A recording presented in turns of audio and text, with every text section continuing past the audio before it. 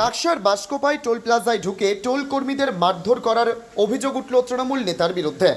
ঘটনাকে ঘিরে উত্তেজনা ছড়ায় এলাকায়। টোল প্লাজার এক কর্মীর অভিযোগ, টোল প্লাজায় কর্মীদের এখন একটা ইউনিয়ন হয়েছে। টোল কর্মীদের মধ্যে কোনো সমস্যা হলে সেটা তারা ইউনিয়নের মাধ্যমে সমাধান করবে, কিন্তু বাইরে থেকে কোনো নেতা এ বিষয়ে মাথা গলাবে না বলে নির্দেশ থাকা সত্ত্বেও কাকসার গোপালপুর গ্রাম পঞ্চায়েতের পঞ্চায়েত সদস্য পান্না ঘোষ আজ সকালে দলবল নিয়ে এসে টোল কর্মীদের ওপর চড়াও হয়। জানা গেছে, টোল প্লাজায় টোল কর্মীদের ডিউটি করা নিয়ে দুই পক্ষের মধ্যে বেশ কিছুদিন ধরে দ্বন্দ্ব শুরু হয়েছে। সেই দ্বন্দ্ব মেটাতে গিয়ে পান্না ঘোষ কয়েকজন টোল কর্মীকে বেশ কিছুদিন আগে হুমকি দেয়, মারধরেরও ঘটনা ঘটেছিল।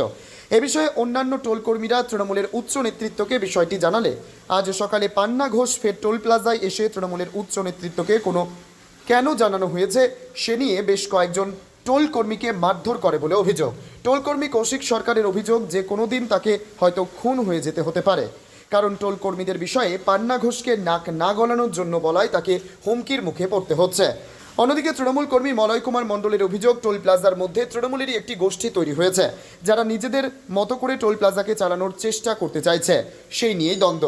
এর আগেও মারধরের ঘটনা ঘটার পর এই সমস্যা সমাধান হলেও ফের নতুন করে অশান্তি সৃষ্টি হয়েছে।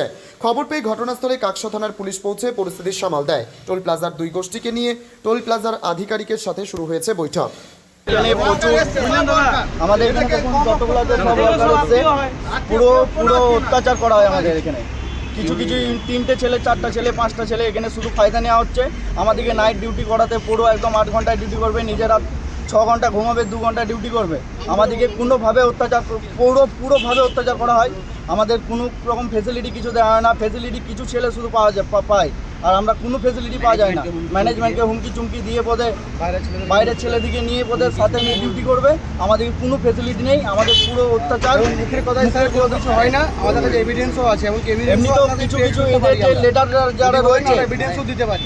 কিছু যে লেটার রয়েছে তারা ডিউটি না করা সত্ত্বেও একজন দায়িত্বে আছে, তাদের জোরজবস্তি প্রেজেন্ট করা হয়েছে এমনও প্রমাণ আমাদের কাছে আছে।